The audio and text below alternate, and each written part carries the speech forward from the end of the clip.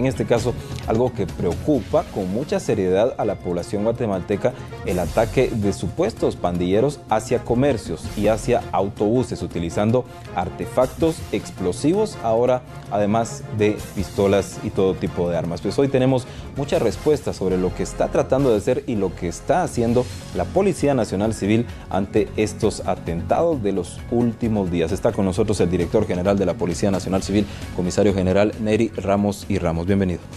Mucho gusto. Es un verdadero honor estar acá frente a las cámaras de TN23, rindiéndole cuentas a la sociedad guatemalteca, explicándole cuál es la situación de inseguridad que se vive actualmente en nuestro país y qué está haciendo la Policía Nacional Civil para contrarrestar estas acciones y buscar esos espacios de paz y tranquilidad que tanto necesitan nuestros ciudadanos. Gracias. Reitero, entonces estamos para toda Guatemala en nuestras distintas opciones y empecemos para que usted nos cuente sobre este tipo de atentados. Había un antecedente con el ataque al bus de las rutas Perone hace algunos años, pero luego de esto, ¿tienen más antecedentes respecto a este tipo de ataques con explosivos, comisario general?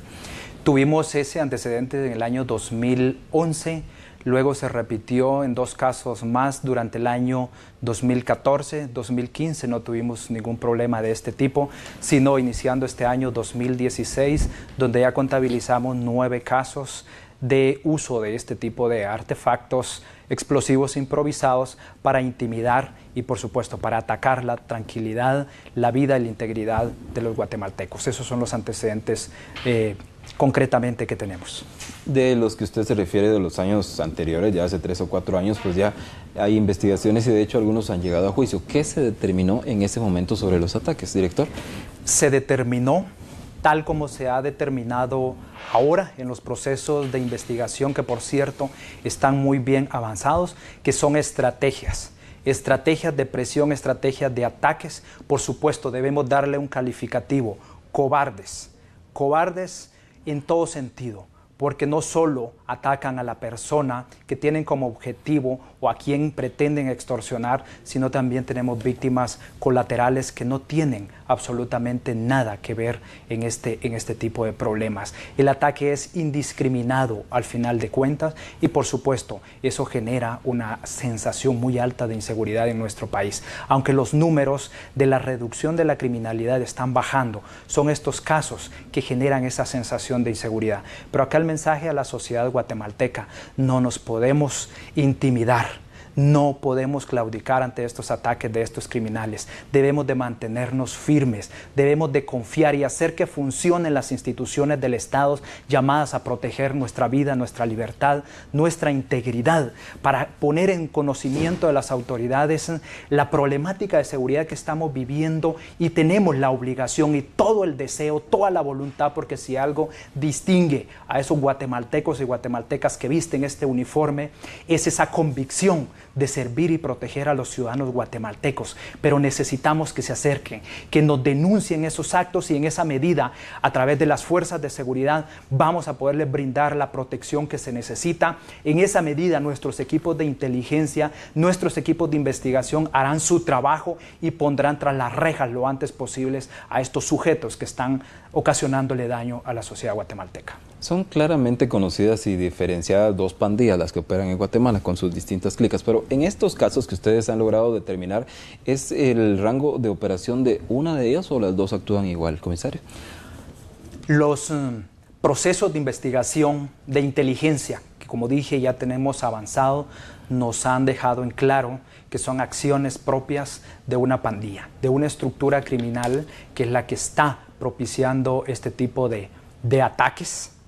Ya tenemos, por supuesto, los primeros 3 detenidos de estos casos y no dudamos con toda la certeza que los procesos de investigación nos van a permitir individualizar a los autores materiales y a los autores intelectuales que están detrás de estos casos. ¿Nos puede recordar sobre estos 3 detenidos? ¿Cuáles fueron las circunstancias? ¿Qué se les incautó a ellos en su momento? Como referí al principio, son 9 casos. Uno de ellos, el que tenemos mucho más presente, fue en el caso del bus en San José Pinula.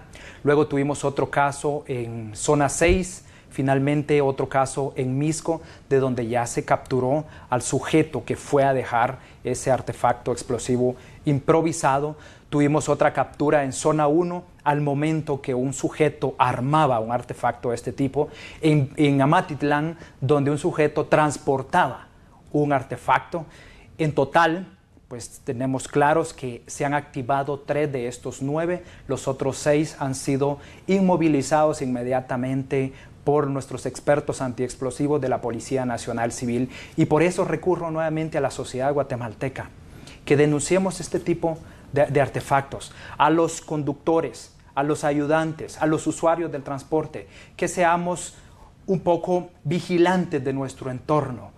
Algún artefacto, algún paquete, alguna mochila que pueda dejar o pueda quedar abandonada cercana a nuestro entorno, lo denunciamos inmediatamente, lo pongamos en conocimiento de las autoridades, porque eso nos ha permitido intervenir oportunamente y desactivar 6 de esos artefactos explosivos. ¿Cuáles son las características de estos artefactos explosivos? Y podríamos decirlo, ¿cómo es que aprenden ellos a hacerlos? Bueno, en muchos de estos casos pues no conlleva mayor ciencia para integrarlos. Estamos hablando que en un caso de zona 6 lo que explotó fue un mortero con pólvora pirotécnica. De hecho vemos uno de ellos en este momento. Así es. Estos son los que conllevan un grado más de tecnicismo. Como mínimo una persona debe conocer de electrónica para integrarlos, y sus componentes, como podemos observar, tubos de PVC.